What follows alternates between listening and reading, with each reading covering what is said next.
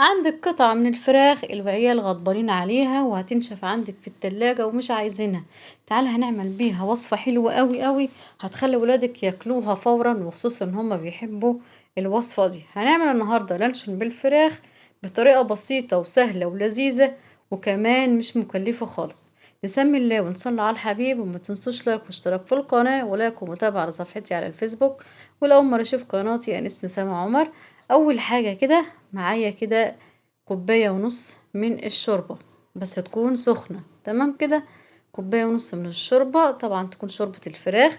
عليها معلقة كبيرة من الثوم البودر، معلقة كبيرة من البصل البودر، معلقة كبيرة من البابريكا، معلقة كبيرة من الكزبرة الجافة، وكمان نص معلقة صغيرة من الفلفل الأسمر، وشعرة بسيطة كده من الملح، لأن الشوربة أو المرقة عليها ملح. ده غير إن أنا حطيت لها كمان مكعبين مرق دجاج، فهنحط شعرة بسيطة كده من الملح، وممكن كمان ما تحطهاش. تمام، حطيت كده مكعبين مرق الدجاج كمان علشان تخلي الطعم أحلى وأحلى كمان. تمام، هحط كمان معلقتين كبار من الجيلاتين، وهدوب كل المكونات الحلوة ديت معانا، وده نقلب فيها لحد ما كله يختلط وتدوب معانا تماما بالشكل ده.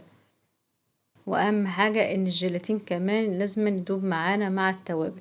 كده كل حاجة دابت معانا، بركنها على جنب كده، وبجيب الخلاط بتاعي او المفرمة. بس في غلطة انا عملتها ومش عايزاكم تغلطوا الغلطة اللي انا عملتها دي. الفرق كان عندي صدر وورك فايضين كده من اكلة، وقلت اعينهم.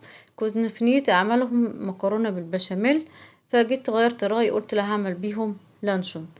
المهم ان انا الغلطة اللي انا عملتها ايه، ان الفراخ طبعا ناشفة، المفروض تطرى شوية.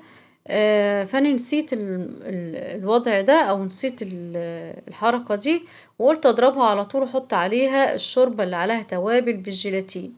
طبعا نسار الفراخ علشان كانت ناشفة، فتعبتني لما انضربت واختلطت معانا ونعمت.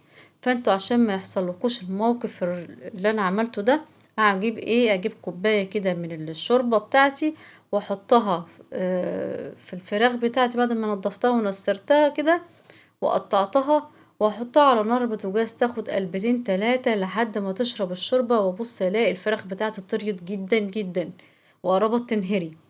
ابدا بقى احطها في الخلاط او في الكبة او في المفرمة، واحط عليها الخليط اللي انا عملته اللي هو الشوربة بالتوابل بالجيلاتين، واضربهم كويس جدا. هتنضرب معاكي بكل سهولة وهتخليها ناعمة جدا، وتبقى متماسكة زي ما انتوا شايفين. الخليط هيبقى بالشكل ده.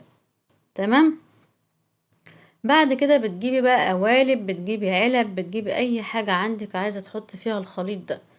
تمام، انا قسمته على نصين، ادي علبة او برطمان بلاستيك، وكان عندي اللي هي القالب بتاع الكيك وحطيته فيها برضو، وبقت متماسكة. طبعا كل المكونات والمقادير معانا مستوية، فمش محتاجة ان انت تسويها في مية مغلية زي ما بنعمل اللانشون اللي هو بدون لحمة.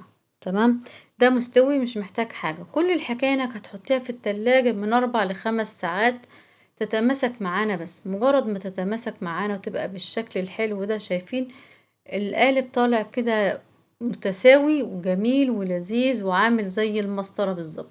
تبدأ تقطعيه زي ما انت عايزة، القطع اللي انت عايزاها فيه، رقيقة تخينة براحتك خالص. بقت بالشكل الجميل ده ومتماسكة وحلوة. متنسوش بقى لايك واشتراك. سلام عليكم.